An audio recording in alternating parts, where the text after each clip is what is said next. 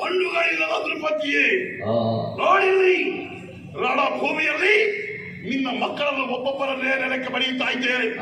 ಎಷ್ಟು ಜನ ಆಯ್ತು ಅಂತ ಲೆಕ್ಕ ಮಾಡಿದರೆ 98 ಜನವಾಯಿತು. ಎಲ್ಲರನ್ನು ಎದುರಾರೆ ಕಟ್ಟಿಬಿಟ್ಟಿದ್ದೇನೆ.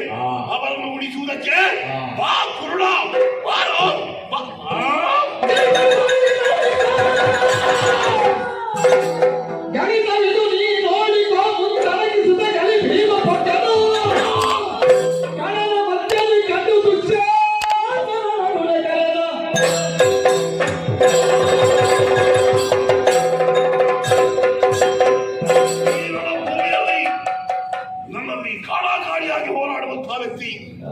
ಕೌರವರಲ್ಲಿ ಯಾರು ಇಲ್ವೇ? ಒಬ್ಬ ಇದ್ದಾನೆ.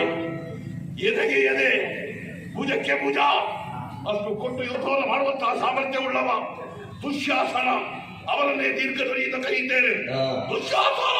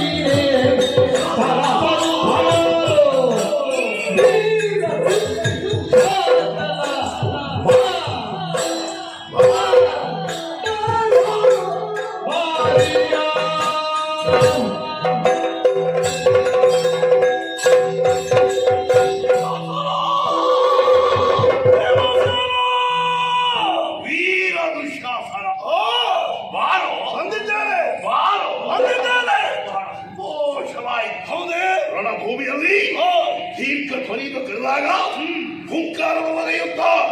ರಣಭೂಮಿಯನ್ನು ಮುಟ್ಟಿದವ ನೀನು. ಸಂತೋಷವಾಯಿತಯ್ಯ. ಭೂರಿ ವಿಕ್ರಮಿ, ನಿನ್ನನ್ನು ಚೆನ್ನಾಗಿ ಬಲ್ಲವನ ಸುರ ನರರಲ್ಲಿ ನಿನ್ನಂತಹ ಪರಾಕ್ರಮಶಾಲಿ ಮತ್ತೊಬ್ಬ ನೀಡುವುದಕ್ಕೆ ಸಾಧ್ಯವಿಲ್ಲ. ಹಾಗಾಗಿ ರಣಭೂಮಿಗೆ ಕರೆದಿದ್ದೇನೆ. ನಾವೀವನು ಯಾರು ಅಂತ